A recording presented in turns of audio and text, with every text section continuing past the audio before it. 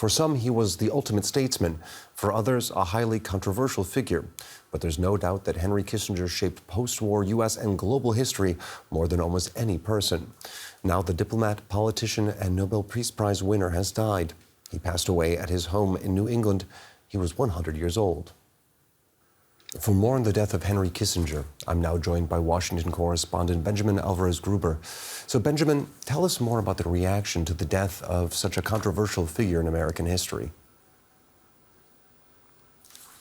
Controversial indeed. Former U.S. President George W. Bush said the U.S., and I quote, lost one of the most dependable and distinctive voices of foreign affairs. Bush added that Kissinger worked in the administration of 2 presidents and counseled many more, saying that he was grateful for that advice, but also for his friendship.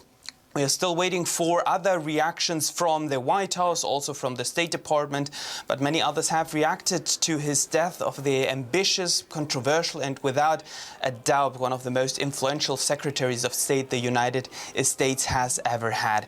It's important to remember that while Kissinger was Secretary of State until 1977, he was, and that's something that we also saw in the report, they're still very active on the political agenda until only recently, in July of this year, he met Xi Jinping during a trip to China, a country that Kissinger back in the time broke barriers down with. No, he truly has one of the legacies that is hard to be overshadowed in current American history, but remind our viewers exactly why his legacy is so controversial among some corners of American politics. His death is met with polarized reactions around the world because the decisions that he took by using diplomacy to achieve practical objectives cost many lives in different countries.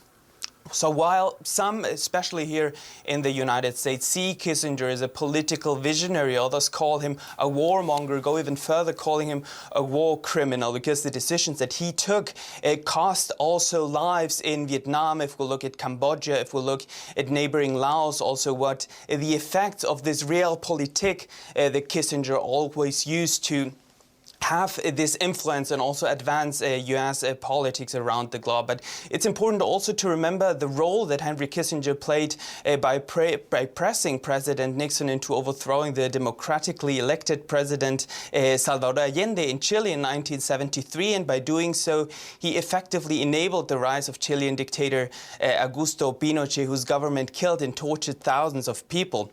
There are documents that are coming to light now. The National Archive also shows that he pressed and overruled his aides on military regimes, human rights atrocities, and even told Pinochet in 1976 that he did a great service to the West in overthrowing Allende. He was confident until the death that he did the right things, not only in Chile, but also in some of the other countries that I mentioned, and asked in an interview in the lead up to his 100th birthday about those who view his conduct of foreign policy over the years as kind of a criminal. He said there was nothing but dismissive on the fact, saying that it was just a reflection of their ignoring. So for some, a political visionary, for others, a warmonger, but definitely a controversial figure that shaped U.S. policy as we know it. All right, and with his death, that was the end of a legacy. Thank you very much, Benjamin Alvarez-Gruber, for your reporting.